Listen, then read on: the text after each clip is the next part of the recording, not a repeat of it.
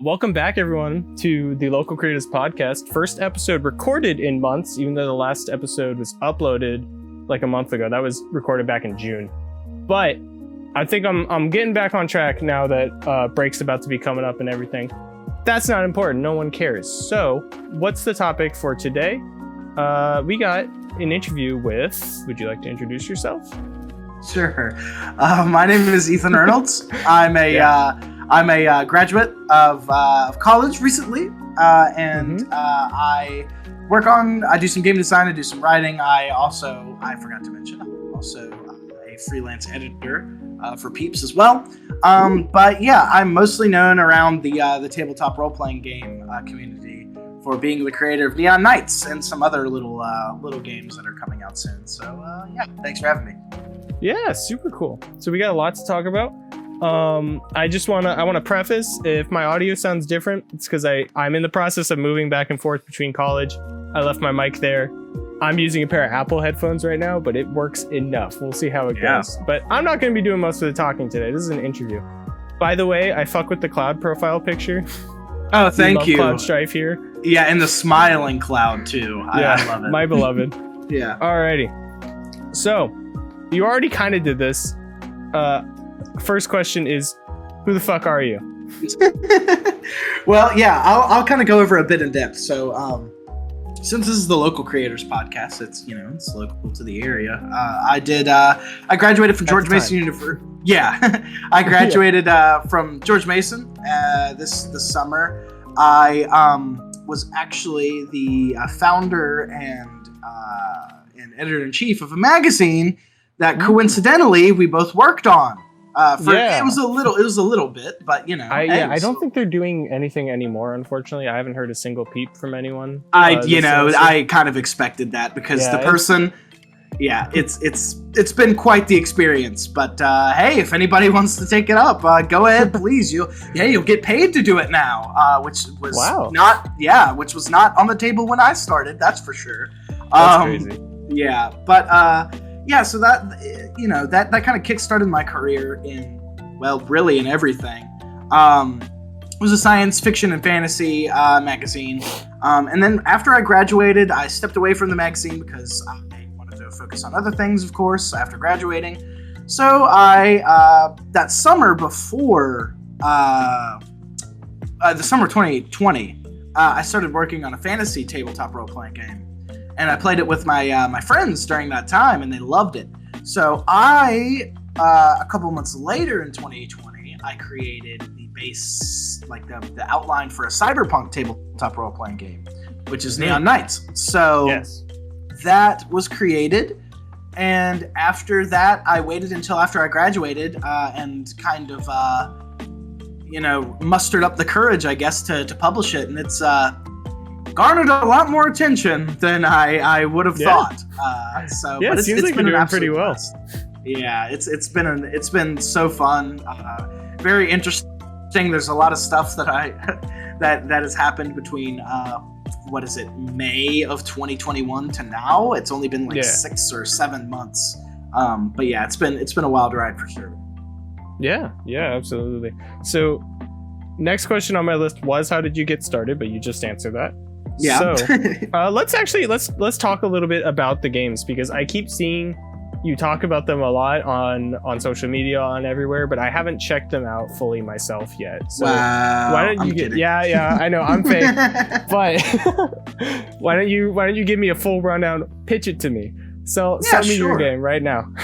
Yeah, sure. I could do that. So Neon Knights is a cyberpunk tabletop role-playing game that has near limitless freedom in character builds with its vast variety of perks, traits, and custom occupations that you can use to customize your character any way that you would imagine you would in a cyberpunk setting.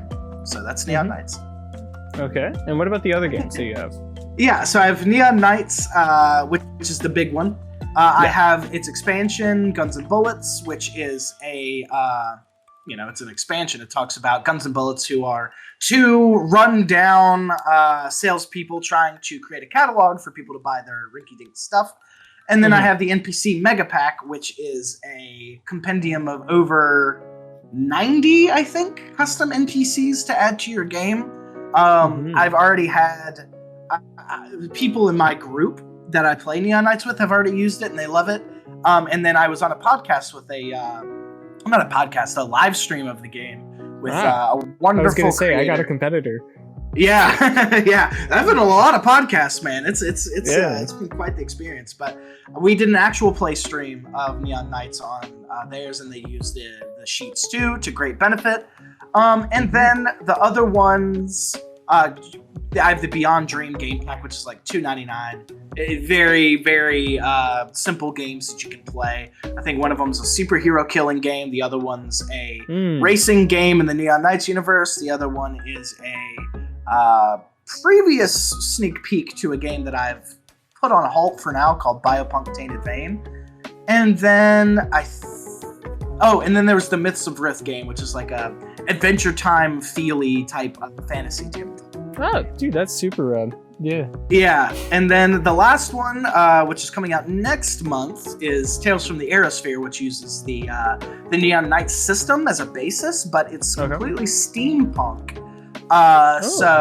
You'll be able to have, instead of biotech, which is your biomechanical augmentations, you'll have like clockwork augmentations now, and mnemonic augmentations as well. And it's based in Nimbus City, which is a city, think of like Bioshock Infinite, city in the clouds. Sure, yeah.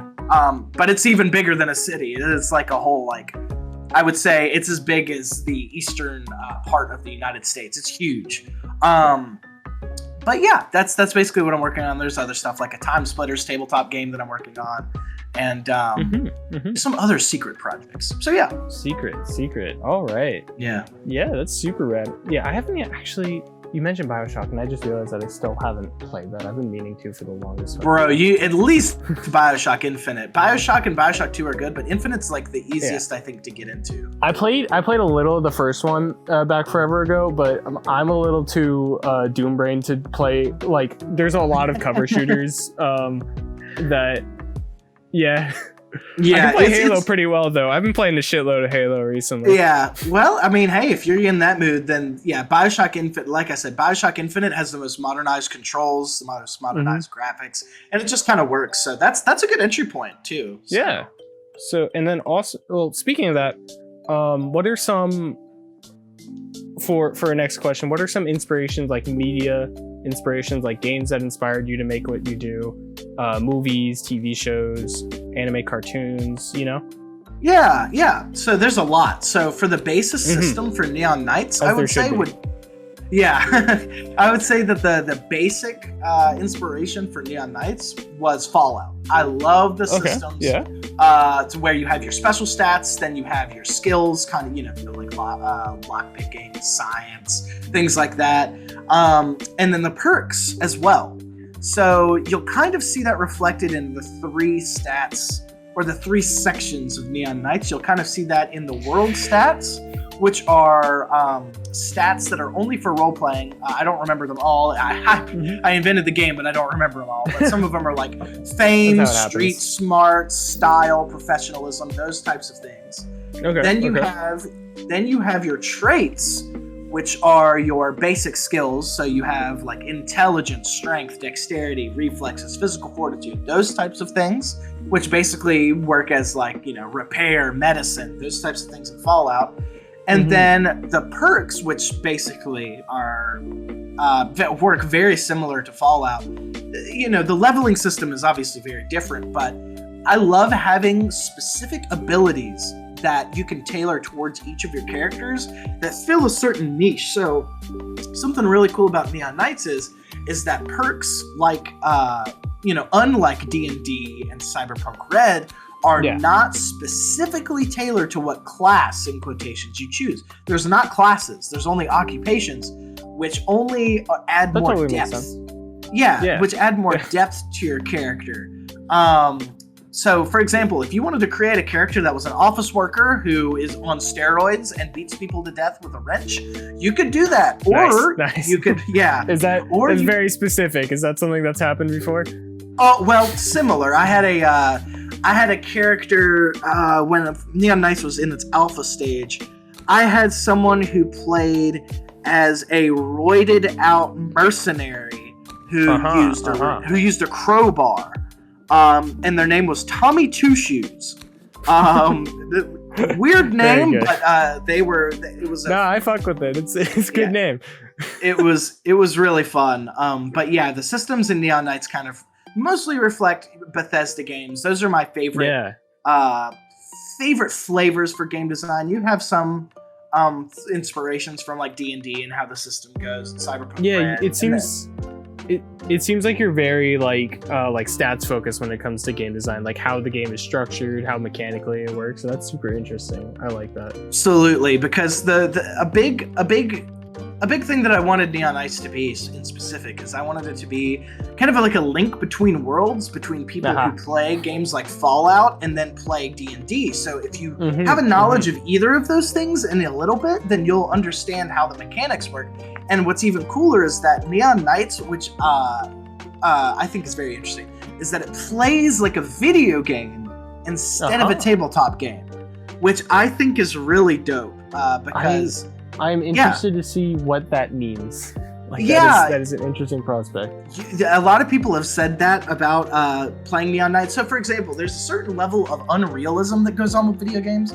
For example, say you're playing, while we're on the topic, you're playing Fallout, and you have a high science stat. That automatically means that you can hack computers. Does that make sense in the real world? Well, you could be a biochemist, you could be a biologist, and you could be good in science. But in Neon Knights, if you have a high intelligence, you can also hack. You can know if you're doing a CQC build, which is like a melee build, you can know certain parts of the body that you can hit for like a critical strike. You can also make bombs. You can know if you're doing like a speech tree, you can know who you're talking to, which gives you certain advantages towards certain organizations. There's just so much you can do within the system. And it feels like a video game to where you have that freedom of choice rather than, oh, I'm a barbarian, I can rage for like 3 turns. Nice. But sometimes tabletops do feel like a bit restrictive like that, like in D&D. The last tabletop I played was like a very long running. Have you ever played a drama system? I have not. I haven't even heard of it. What is it? It's like a super open-ended one where essentially each player gets like and we homebrewed a little bit to make it easier to run and more fun. Right. Each player it becomes the DM in each like quote unquote scene or like of each session, and it's super interesting and totally like open. They have a couple systems. It's some weird thing for checks like, oh, I'm gonna do a attack. I don't even remember. It's been months since we played it. But we had a super fun campaign that we all just like made like a knockoff of our favorite like sci-fi franchise and played as that as a team. So like I was a big like Hellboy demon, like Doom. And that's cool. One of our guys was like a Gundam person, and it was super fun. I highly recommend trying out Drama System if you get the chance. Yeah, there's a system that's kind of similar to it called Fate. There's the Fate system. I think I've heard of that. I've heard of it. I haven't played it yet, but I've looked at the character sheets and how you create your characters. And it's really along that line. It just adds a little bit extra crunch, which means a little bit more extra like customization to your builds, and I think that's really dope. So I'm gonna take a look into that. That sounds really fun. Yeah, absolutely. It's really fun how open-ended it is, but the problem it does come up when it's like I want numbers every so often. Like you get tired of how open it is, and sometimes you just want the game to make the decisions for you. Exactly. Like how does dual wielding work in a system like that, or how many feet? You just hold 2 weapons and say I'm going to attack. Like it is literally so open, and we just trust each other. That's good. It's really fun. Nice. Yeah, I actually. Is there any games you've been playing recently, like tabletops with friends or games on video games? Yeah. I've been playing. I know this sounds really narcissistic, and maybe it is, but like, I Yes. have only been playing Neon Knights because I really, I just have so much fun. And that's the thing in my gaming philosophy too, is if I don't have a hell of a lot of fun playing the games that I make, I'm not going to release it, because otherwise, dude. then if I can't have fun, like if I'm unable to have fun, and I have fun with a lot of different things, if I'm unable to have fun, then a lot of people aren't going to be able to have fun. So absolutely, Neon Knights has been so fun. I'm actually starting a new campaign today with a group of people. I'm going to be playing as a very stereotypical like melee hammer wielding like vitality tree person. So the vitality tree just got recently added, and it adds like things to help with your defense, whereas Neon Knights previously didn't have it, so people died very easily. But now I can raise my HP, I can raise my AR when like parrying attacks, so much really cool stuff. And I want to do like I want to play as like a Russian guy with like a huge hammer who just beats the shit out of stuff and can take a lot of hits. That's all that I'm doing. That's so fun. But yeah, and there's other characters that are doing other stuff. Like there's one that's like a weird digital spy where they're like kind of melded with the digital world, and like they have like a persona. They have like a persona online that's like really in depth. Mega Man Battle Network. Yeah, yeah, and they have like a really awesome like online persona where they do all this cool stuff. But then like outside of that, they're a wimp. And then like there's another one that's trying to be like a detective for the JCPD that wants to get to a certain get through a certain crime so they can like help out the people. There's just so much interesting stuff that you can do within the system and the world that's there that I really haven't had any will to like move outside of it as of now. But I'd love to play is Warhammer 40K. I would I would love to play that one day. But we'll talk about rules. Yeah, a lot of rules with Warhammer. I am so like temptingly interested in Warhammer, but it's mostly for the big space soldiers, because that is a character design aesthetic that I fuck with so hard. Yeah, it's literally like a campy propaganda like type of design, which I just the campiness of it I just absolutely adore. It's so good. I fucking love the way those guys look, and I am so like everything about the lore is so interesting and intriguing to me. And I step a single foot into what it takes to actually play the game, and I back out because I hear things like it's like $1 million, blah blah blah, or it is like so many rules. And like spending. There are people who are Warhammer fanatics who spend thousands and thousands of dollars a year on miniatures, and that's it. I cannot. Well, I say I can't do that. I'm looking at my shelf of Legos right now, and sitting below my Gundam. But tabletop miniatures. I don't know how much I would get into because I don't play them as much. Like I have like a Dungeons and Dragons Stranger Things like set, like a box set that I found. I haven't even like played it. Like I opened it and checked it out. A big problem with me in D&D and like being a DM is I don't like reading.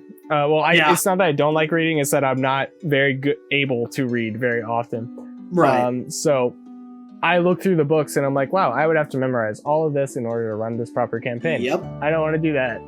And then I don't.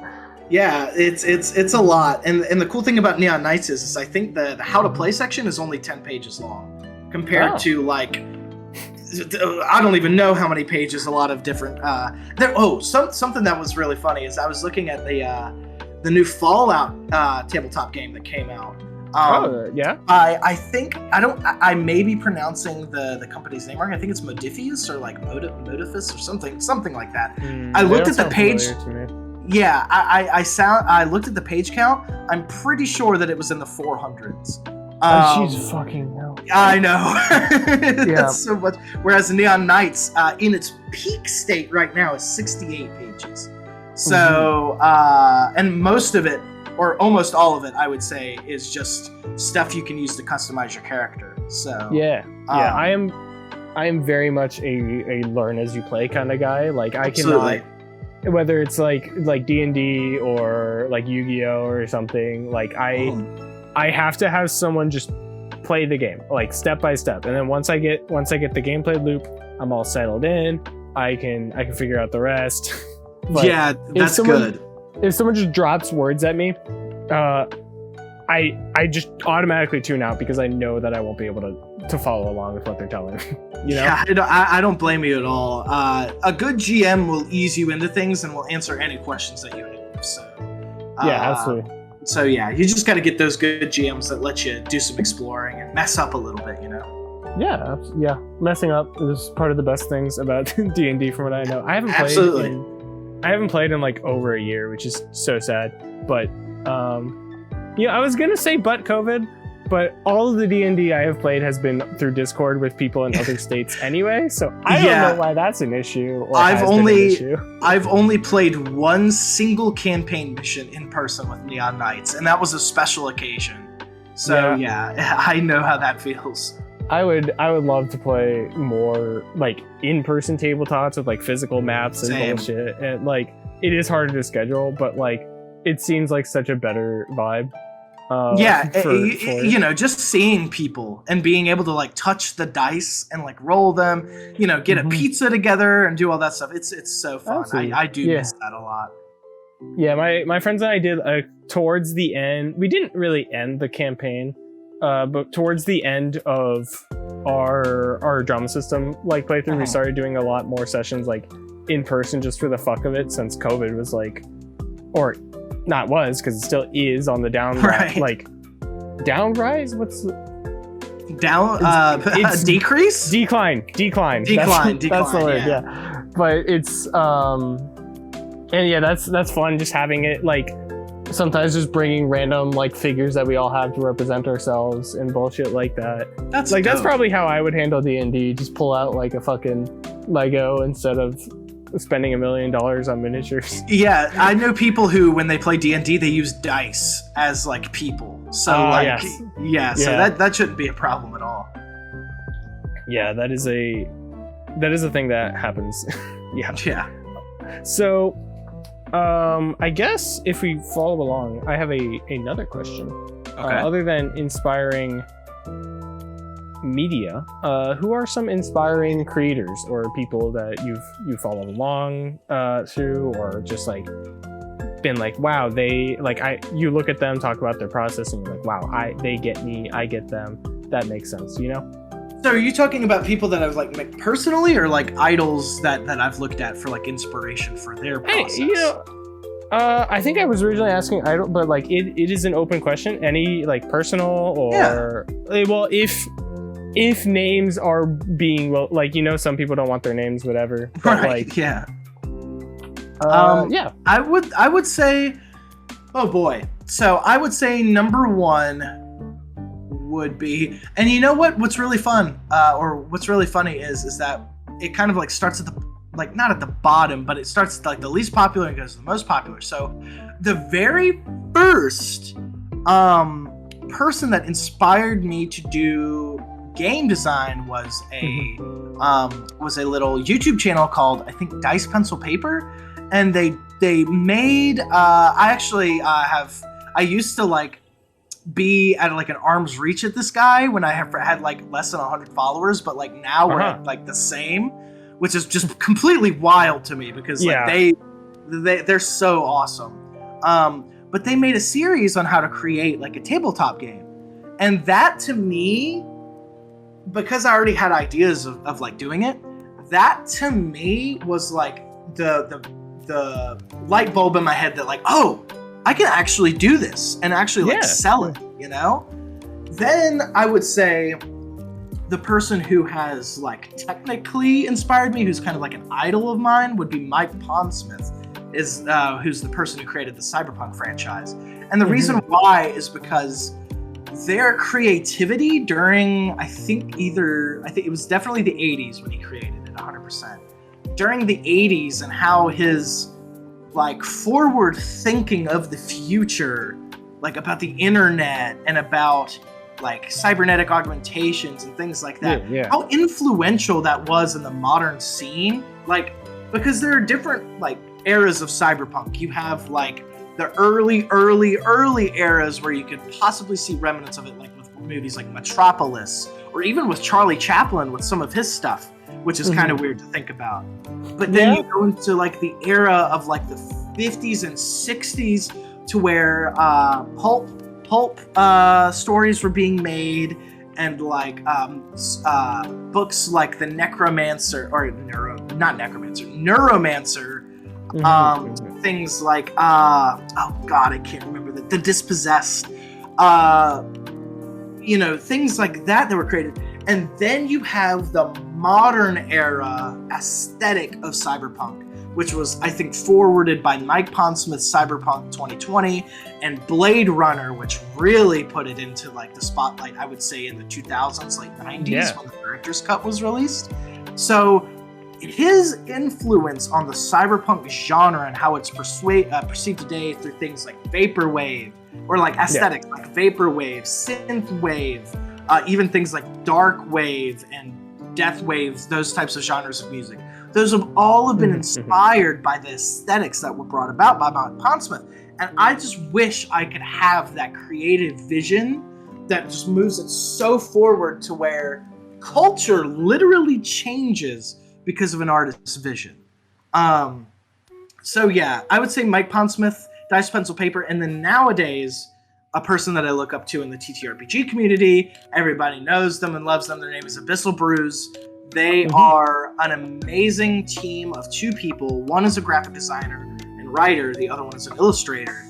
And I wish that I could have a team of people so skilled at what they do, because they create D&D supplements, and their marketing strategies, their graphic design philosophy, their illustrations, and their game design philosophies they just all coalesce into this beautiful amalgam of just a complete awe-inspiring awesomeness that I wish I could recreate. But yeah, those three people, I say Dice Pencil Paper, Mike Pondsmith, and Abyssal Brews, definitely three biggest inspirations for sure. Oh yeah, dude, that's great. Freaking, it is so good to find like a just like creator that just you see them like talk about what they do, or you read their works or play their works or whatever it is, and you're just like, I get it. This is what I want to do, you know? Yeah, like, that's always, I have always had, because I was born in rural Virginia, and a lot of your creative outlets, especially back when I was a kid, was kind of looked down upon, because everybody, either went into trade school. There's not a lot here. Yeah, there's not a lot. And so, like, even in rural Virginia, people knew me as the writer guy, because I was like the only one in the entire school who like actually went forth and did my own writing. And that's where I created there's multiple series, I'll get into that later. But anyways, I was most known for that. And just thinking of that and how special in like really weird way that was, and how people like looked to me for like writing advice and things like that, that really is what cemented my mind and that this is what I was going to do. And ever since then, it took a lot of persuading from my parents, but I think I think that it really solidified when I was doing really good in school, and when I created the Forge. When I created the Forge and did that as a hard-headed son of a bitch, I was that kind of cemented it for me. Like, this is what I want to do. I want to write. I want to create stuff. So, but yeah. Yeah, dude, absolutely. The Forge, I really appreciate the, like, I didn't even get to do much, but like just the opportunity with the few illustrations I was able to get, like, put somewhere, have something like, oh, I'm working on a project. Like, mad respect for everyone who starts up stuff like that at their communities, their colleges and everything. Like, yeah, just mad respect for that shit. Because it is, especially if you don't have a support system, because I've noticed that a lot of like different orgs and things like that come up have support from different departments in the college, but we started from the literal like dirt, like literally absolutely nothing. I literally cannot erase it from my mind when I first like had the idea and I told my boss about it, and she was just like, oh yeah, well, go get to it. And I was like, oh, okay. And I went to my classes. I went to my creative writing class and my English 302 class and pitched it in front of dozens and dozens and dozens of people and got my first, out of dozens of people, hundreds of people, only 4 joined. And just with those 4 people and we created something that, you know, it may not be working right now, but I'll be damned if it didn't make an impact for sure on the magazine scene at George Mason. It was just, it changed my life for sure. Doing absolutely. That. And it brought us to making this episode. Yeah, I know, which is kind of weird. Yeah, absolutely. Yeah, dude, it is really hard to get, like, since I like started college here, I have been wanting to get like because we have a Smash Bros scene that is pretty sizable.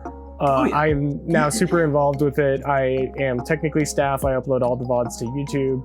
Let's go. Blah blah blah. But since I started, I have wanted like a fighting game like club that isn't just Smash Bros.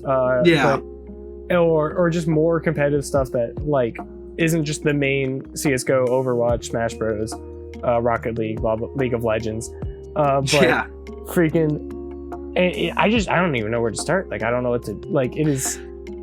You know what my biggest so I'm gonna give you. I know I'm only 23, but I will tell you that my biggest piece of advice that I can give you, something that I've learned through the Forge and doing game design. It's worked flawlessly as of now. You have to get out there. Now you're already getting out there with your fighting, with the fighting game community stuff with Smash Bros. You're already doing a great job with that. But if you have something in your mind that you want to do, you have to just have to do it. Even if you may not know what the hell you're doing, because I sure as hell didn't when both I created my Cyberpunk game and when I created the Forge, I didn't know what the hell I was doing. But after that initial dive, you really get an understanding for the way that these things work. You know how to lead people. You know how to branch out and make collabs with people. That is the biggest piece of advice that whenever anybody asks, I say just do it. If you've stuck at it, if you fail, who cares? That happens all the time. I'll give you an example. So I have Neon Knights. Neon Knights does really well, but my Beyond Dream collection, there's probably been like 4 sales compared to Neon Knights' 150. So sometimes you're just gonna have those flops, but you just gotta keep moving forward and you just gotta learn, right? You gotta take the dive, otherwise you're not gonna be able to do anything.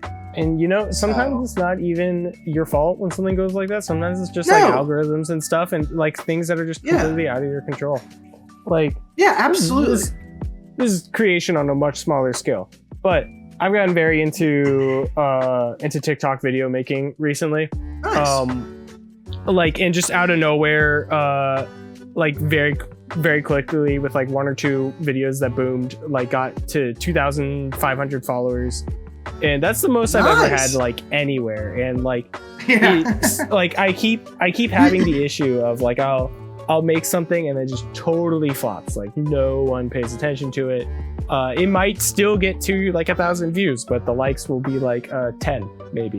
And like it's not your fault. Sometimes the algorithm just is the way it is. There's a million things being pushed out. Like we live in an age where everyone's creating so much all the time at every single scale possible. And sometimes the internet is not capable of flowing out what you do, and that's not your fault. You just got to keep pushing. You got to try again. You could start from scratch. You could re-upload that thing. You could republish that game. You know, it's just like things aren't your fault all the time. It's not unpopular because it's bad. It's unpopular because the universe is fucked and the internet is fucked and we don't know what's going on. Right. Yeah. Well, see, and something else that's really that I've learned as well, especially when doing my game design stuff, is that marketing is key.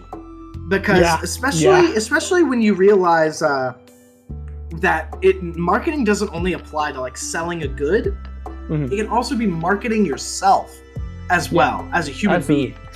So like it's such an important, vital thing because marketing goes into like the algorithm. Because if you post more, the algorithm may pick hook you up some more, or if you post during a certain time or during a certain day of the week when something's being talked about. There's a lot of other stuff that goes into it, but I think one of the things that a lot of creators, and even me, still struggle with is having a keen marketing plan that covers all of the bases that you need. Like what amount of funding am I willing to give to this product? How many, what kind of, when I release this thing, is there something akin to it that released? And for me, Neon Knights, when it was released, came off the back of Cyberpunk 2077's horrible launch. Was that a positive thing for you or a negative thing? That's a good question. So I would say that it was both. So it was the release of that game was I found it to be okay, but it was really disappointing. Just on so many levels of character customization, the world not being nearly as full or as vast as they said. But the good thing that came out of it is I realized that even the giants of this industry can fail. Yeah, and absolutely. that if CD Projekt Red could release a game such a huge pile of fucking ass. I know, yeah. If they could just release a huge pile of ass that just is unplayable on certain consoles, then I, as a small indie creator, can make a crappy game, release it, and if it does well, it's fine. I've kind of I don't know if you were following, me and CD Projekt Red actually had a bat a couple months ago. They DMCA'd. They DMCA'd one of my designs. Really? On Redbubble. Yeah, they did. It made world news. Yeah, it made world news on. Yes, I'm not kidding. Like Game Rant in the United States, in Spain, they wrote about it as well. And I complained about it on Twitter because I was like, dude, this is really stupid. Just because, and from a business standpoint, I could see why they did it on the very minute scale. So what they did is because I put Cyberpunk 2077 in the tags, and as a video creator, that putting things in the tags doesn't mean anything. You could put you could put like PewDiePie in a YouTube tag, and it just means nothing. It just drives the algorithm to bring readers or watchers from their videos to ours. Yeah, I usually like to just throw out like a red herring every so often. Like I'll put like hashtag like neighbors2 or something. Like I don't fucking know. Yeah, and it just people do that all the time on TikTok too. Yeah, like they'll put like there was like a video of this guy like cooking like a crawfish boil, and I saw that there was something for like Encanto, the new game, the new movie from Disney, in like the tags. Oh yeah, because people do that because TikTok will suggest the most popular hashtags being used at the moment, and everyone clicks those. Everyone clicks those three like popular hashtags. And, exactly. So what I did was on Rebel I put in Cyberpunk 27 because not only is it relevant, but I also love the game, and I loved the aesthetics of the game and things like that. Yeah. I may not have loved it all the way, but I wanted to bring people who may have liked that game on over to my designs on Redbubble. Little old me, who's only sold like 4 things on Redbubble. So they DMCA me. They not only take it down, but they DMCA me, and I've complained about it on Twitter. And World News literally made thousands of people. There was a gaming channel. I don't know if you've heard of them. I didn't hear about them until I watched a video. It's like Open World Gaming or something like that. Okay. They do I've not heard about them. They do like they do like Open World Gaming news. Wow. Yeah, that's literally I know, yeah, but they do news around that stuff, and they actually covered my story, and they have like 200,000 plus subscribers on their channel.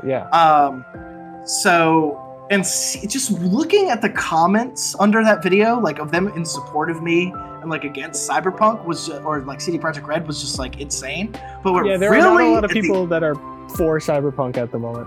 Yeah, not right now. Well, I say that, but really. No, keep going. Yeah. I'll get to that. Yeah, so what was the craziest thing about this, though, is that after the news broke, they actually responded to me, and on their main CD Projekt Red account, you can still see their tweet. I deleted my tweet because I was so sick I've realized that I hate news coverage. I just don't like it at all. It just makes me so uncomfy. But like, That's fair. they had their post, and they were like, we actually DMCA'd you because you used the Cyberpunk 2077 tag. And what really killed me was they were like, and this was in the email that you like purposely excluded from this. And so they literally like personally attacked me. A huge corporation took time out of their day to not back down on this, and just you know how easy it could have been if they were just like, we apologize. We'll get this right, and you know what? Good job on the Cyberpunk release. You know, like how awesome that would have been, and how like in arms I would have been for CD Projekt Red if they just did that. Yeah. But no, they had to take the shitty corporate route and just be like, oh yeah, you actually misrepresented us, because it was in the rest of the email it tells us about it. And what's even funnier about that, this is the last thing I'll say, is that I included the rest of the email, and no, it didn't have anything it talked nothing about that. And so from then on, I broke ties with CD Projekt Red. I don't like their company, but I will tell you, the people who made Cyberpunk, the genre, or like the game, Artalzorian Games, we actually did a giveaway with them when I first started out. Support Artalzorian Games, not CD Projekt Red. I can't stand their company. No, absolutely. I actually just wrote an English paper about CD Projekt Red sentence. CD Projekt Red's like crunch and awful business practices and everything. Like, I saw a really good YouTube video by Noodle it's titled "The Crunch Culture Conundrum" about. I need to watch that. Yeah, it's super good. He gets the composer for Halo interviewed in it, because Halo 2 is also one of the worst development cycles in video game history. I've heard. So like talks a little bit about that, and wonderful guy, wonderful channel. Well, I don't know about wonderful guy because I don't know him. You know, we don't know. Right. Yeah. But yeah, wonderful channel, good informative content. But like, yeah, that company not good. No. Not anymore. Yeah, with them exploding and creating multiple offices, because they used to just be based in Poland, but now they're all across the world. So now they don't have that indie in quotation feel anymore. They're not completely corporate. It's kind of like what happened to Bethesda after Fallout New Vegas, I would say, is that they still had that indie feel with Oblivion, Morrowind, Fallout 3. They still had that indie feel, but like once Fallout 4 came out, that's like when the reputation started going down. But I'm happy to see that Bethesda's kind of kicking back and doing good on like Fallout 76 and things like that. So good to see. I wish CD Projekt would do that.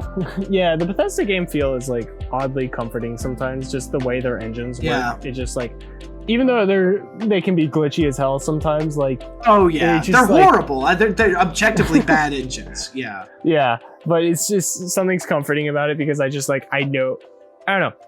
I don't really know what to explain. You know what to expect. You know what to expect when you get a Bethesda game. Like, you know it's going to be a little glitchy. You know the dialogue's going to be really funny, and that like something insane is going to happen. And that's to me. And they know this. It's part of the charm of the game. But what they really messed up with is they tried to have that same charm with Fallout 76. But it just, when in multiplayer setting, when it's monetized in a way that isn't normal to a video game, it's just like, you can't do that anymore. Once you go into the multiplayer space, you have to have everything perfect. Otherwise, you're going to have a bunch of people complaining.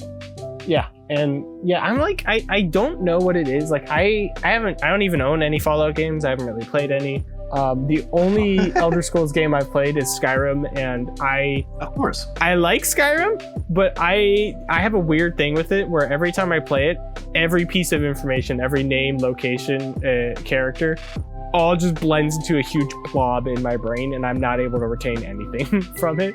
Yep, that's a huge problem. Skyrim. Yeah, it's a fun game. It suffers from the typical fantasy trope of like having a bunch of names.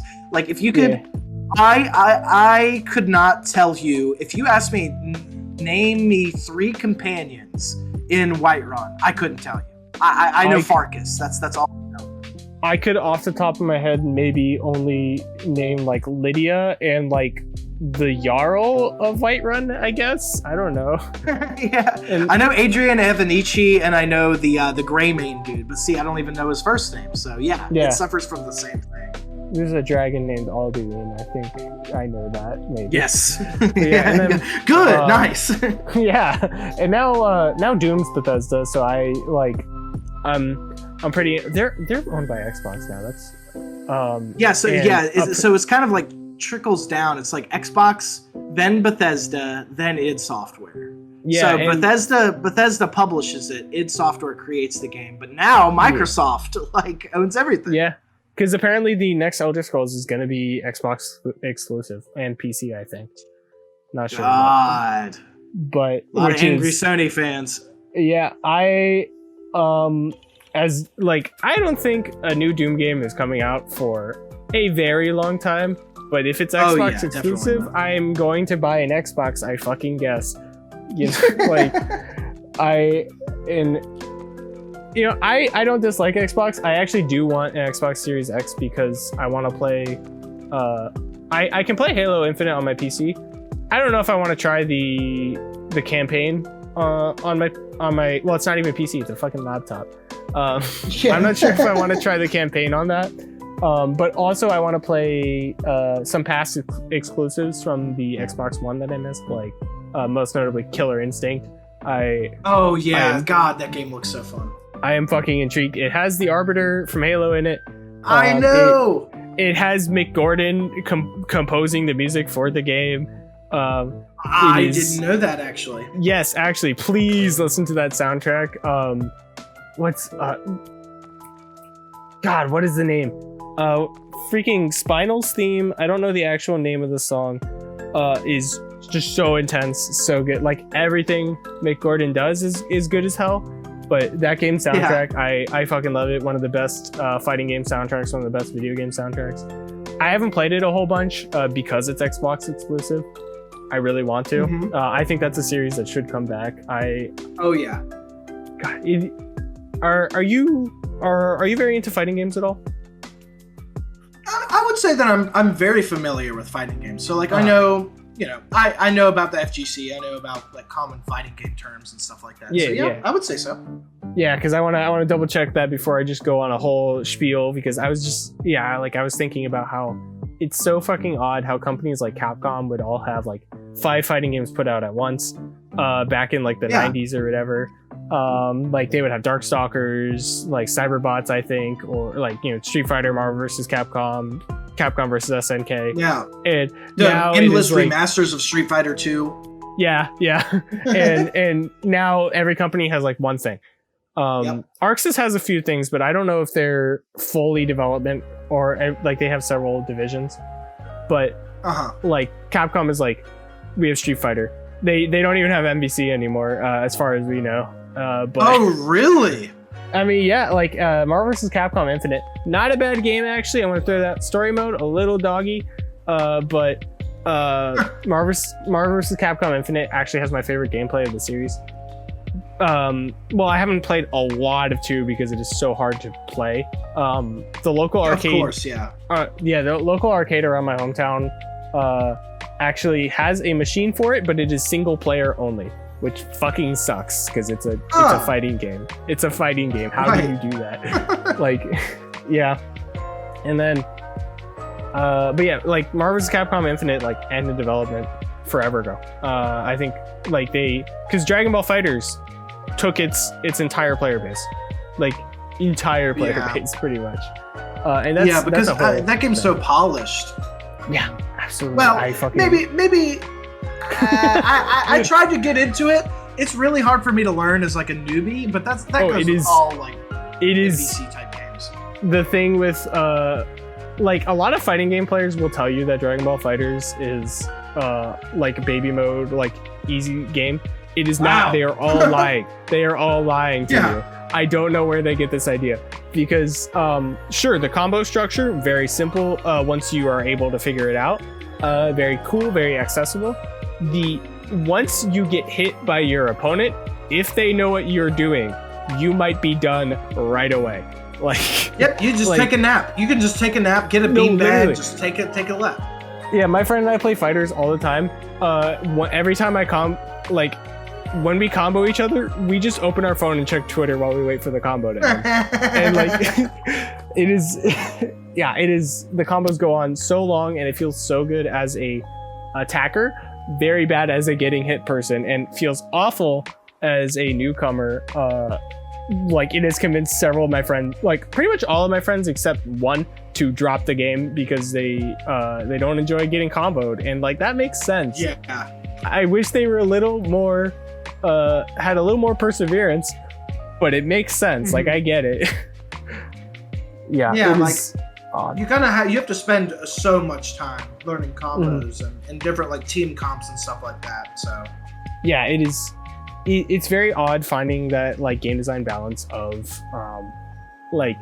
we have to make this good for the especially in a competitive game. We have to make this super good and have a lot of depth for the higher up players who totally know what they're doing and are willing to figure it out. But we also have to make this accessible for the newcomers. And yeah, and they tried that with the auto combos, and that works a lot to a degree. People who don't really know what they're doing can play with each other and have a good time. It's true. But fucking as soon as someone who knows what they're a combo comes into the ring, it's over. Yeah. It's a hard balance. Oh yeah, for sure. Yeah. So I also like to ask pretty much every episode, do you have anything that you would like to talk, any topics you would like to discuss, any questions you would like to ask me, or anything you've been into recently that you'd like to just oddly discuss? Not even game related, not even media related, even just anything you've been into. Sure, why not? I've been playing a game called Legion TD nonstop. Can you say that again? Can you say that again? Okay. Sorry, Legion TD2. It's Legion Tower Defense 2. It's very good. It's a strategy game. Really fun. I'm a huge fan of tower defense games. I used to play Warcraft Legion TD back in the day. But it is a lot of fun. I've sunken in over 100 hours in it so far, and I'm still not even that good at the game. I'm stuck in what would be Diamond of League of Legends forever. Okay. I just can't get out of it. But it's a lot of fun. I've been playing that, and then I hope that people get to try that game out because its developers are very awesome. Mm-hmm. Who are the developers, and what's the? Well, actually, answer that first. I have no idea who the developers are, but I know that they're definitely a very small company because I think that they were the people who created the game mode on Warcraft 3 back in the day. Yeah. So this was their second try at that game. I don't know the exact name of the company, but very good at balance patching or balancing the game. They also fund their own tournaments, which is awesome to see. Then they share a lot of creator content and stuff like that too. So they're just a nice little indie company. We like to see when. As an FGC person, we very much like to see when companies actually sponsor their own tournaments.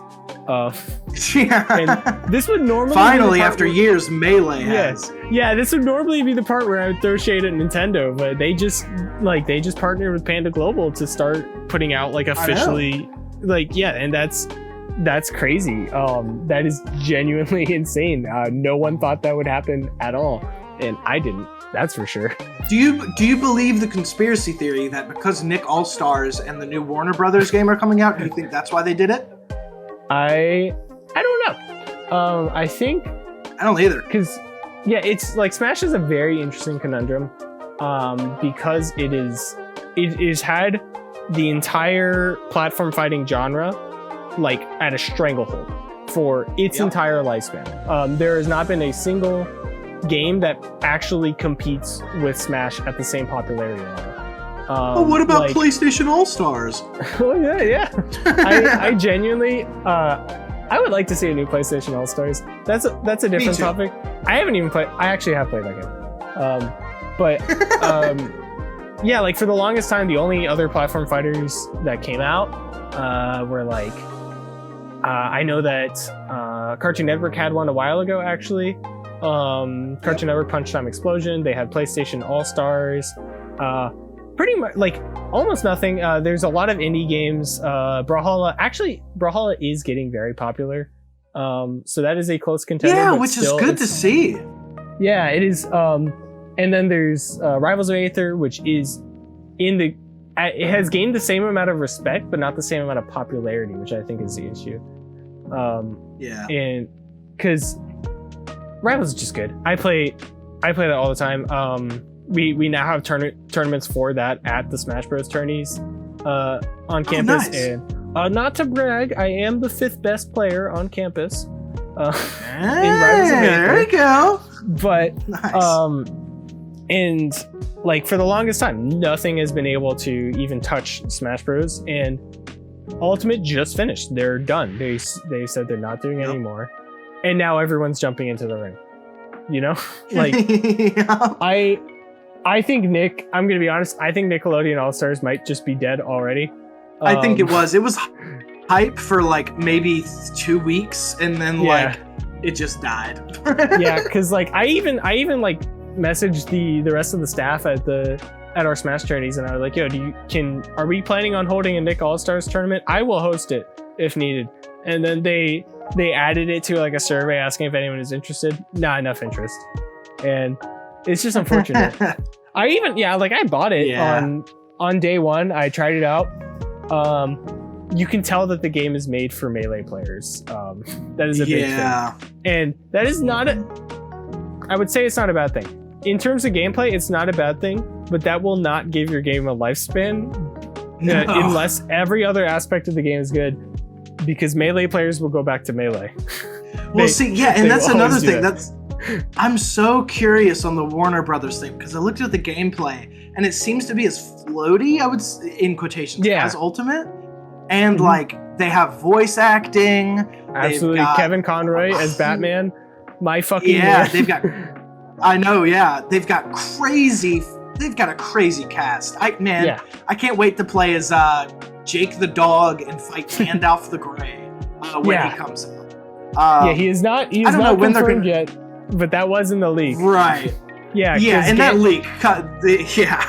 Yeah, because Gandalf and Rick from Rick and Morty are both like pretty much confirmed, but like not confirmed. You know what I mean? They were leaked. Yeah, we all. It's know. kind of like Nick All Stars with oh God, who was it? I can't even remember. That's how crazy that. Yeah, Aang and Korra. Yeah. That's and then thing.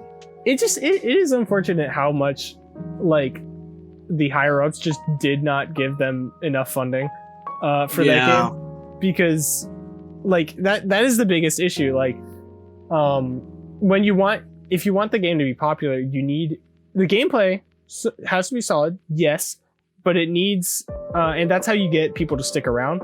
But to get people to care about it for any more than, I don't know, the day it came out, you need to have like a good amount of polish that game just didn't have. Like the voice acting made a lot of the game, the lack of voice acting and this like stock sound effects just made a lot of the game just feel lifeless. Yeah, that is basically what it is. I know this is basically impossible, but I hope that in a patch they add voices, but I highly doubt that's going to happen. I hope that the game gets a sequel somehow. Me too. Yeah. Somehow. Good. Yeah. I don't think it's entirely out of the question, because Game Mill, the publisher, like they are a shovelware company, but they get out a lot of game. That means they get out a lot of games. So hopefully they can still get out a sequel with proper funding. Like because they got the Slap City developers on it, I think. Right. Yeah. So if those guys can convince them to give them more funding, we could have an actual competitor for Smash on the scene. I definitely think Warner Brothers is gonna have something going there. I think so too. It's just got to keep up the hype. That's the thing, is you just got to keep the hype going, because a lot of creators with Nick All-Stars stopped covering it, and that just killed it. That just killed it. Absolutely. Just done. Yeah. Yeah, it just it's an odd situation. Like I don't think Warner Brothers Multiverse is necessarily throwing shade, but the fact they're like, yeah, we got oh god, who's Shaggy? What's the guy? Matthew Lillard.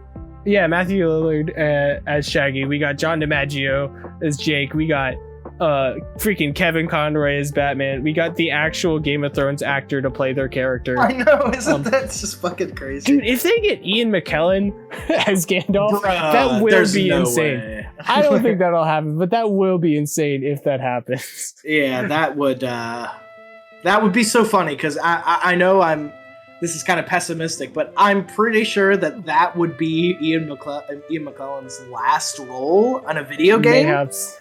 Yeah. And that would be really funny. Has he been in a video game before? Oh yeah, he's been in the Lord of the Rings video games that came out. He originally voiced those. Oh, okay. Was he in the Lego ones? I have no clue. Probably not. Yeah, I need to play those, actually. Yeah. The Lego Lord of the Rings was fun, but don't get it on PC. Do not. Port sucks horribly. My friend Ethan tells me horror stories of Lego PC ports, and God, I probably won't do that ever. I got the trilogy of Lego Marvel games on PS4 a while ago, and I've only played like Avengers and Marvel 1 so far, and they're just good. They're just good games. Lego games are just nice. I really want to replay the complete saga.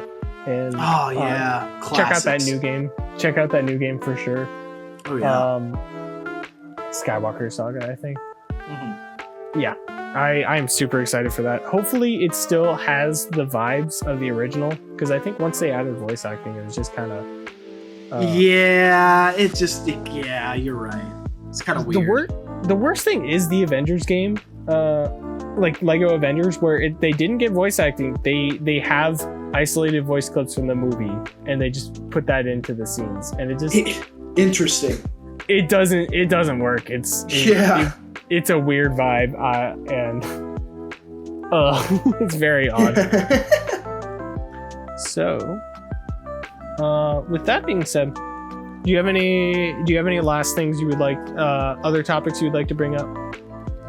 Not really, man. It's been a really fun time to just get to talk to somebody who's interested in my game and what I do. And it's cool to see that you're highlighting people from around the area too, like people that you know personally. Yeah, thank you. Or maybe even not personally, but just like know in the area, you know. Yeah, I try to keep it to people in the area, like to start off, but I know that eventually I'm going to need to start finding more people around, because I titled it Local Creator Podcast just because I was like, oh, I know a shitload of cool people. And then I was like, actually, I just could get more. I know more people from around the entire, like the last guy I was on an episode with, he does not live, or they do not live like anywhere in Virginia, like at all. Oh goodness. Like they live in a completely other state. They're an online friend that I've known for a while. And then like I would like to start getting more people, try to keep a lot of the episodes around the area, but still like branch out, find more people. Anyone interested is willing, like, to be on an episode, you know? Yeah, that's dope, man. I wish you all the best. You're a great interviewer, man. Thank you. I tried. I prepared in 5 minutes for this. That's good. At least you prepared. I succeeded in getting an hour's worth of content, and with that, we're probably actually going to start closing off. Sounds good. Yeah, do you have anything else you'd like to say before we go out? Not really, other than thanks for having me here. It's been a lot of fun. So really quick, do you want to plug anything? What are your accounts? What do you want people to check out? Yeah, sure. So I would say that gosh, there's a lot. But I would say just look up Ethan H. Reynolds online. You'll see my profiles for my Twitter, my Drive-Thru RPG, my Ko-Fi, my Twitch page. Ko-Fi Coffee. I have no idea. I really think it's. don't. I'm not going to correct you because I don't even use the website. Coffee Ko-Fi, I don't know, but I just feel Yeah. weird calling it coffee because that's not how it's like spelled, but I think it is coffee. Anyways, I'm Yeah. a rebel without a cause. I'm a cyberpunk, Yeah. so you know. Absolutely. But yeah, you check up all those. All of them are titled Ethan H. Reynolds. You'll see my games there. You'll see my Patreon where you can get awesome new exclusive content. My Ko-Fi or Coffee is the same way. You can get a membership there, see some new sneak peeks, some alpha gameplay, or like alpha documents of games that haven't even been really announced yet on my Patreon and Coffee or Ko-Fi. Now I am there's an alpha for Tides of the Cosmos, which is a fantasy TTRPG that's 80 pages long, I think, and that you can. It's fully playable, but I just gotta lay it out. So you can go on both of those accounts, and then I have merch. If you want to get some cool merch designs from yours truly, helps me out a lot, helps spread the word. But yeah, I'm really thankful to be here. And yeah, thanks for having me on. Yeah, absolutely. Yeah, go drop a follow, go drop a like, buy some merch. You're at gunpoint. Buy it now. Buy now. Yeah. And thank you so much for listening. This has been what episode is 5? I think it's 5. Yes. Episode 5 of the Local Creators Podcast. This was Ethan H. Reynolds, and I will be seeing you guys whenever I record the next episode. Who knows if I'll stay on schedule? Find out. Bye-bye.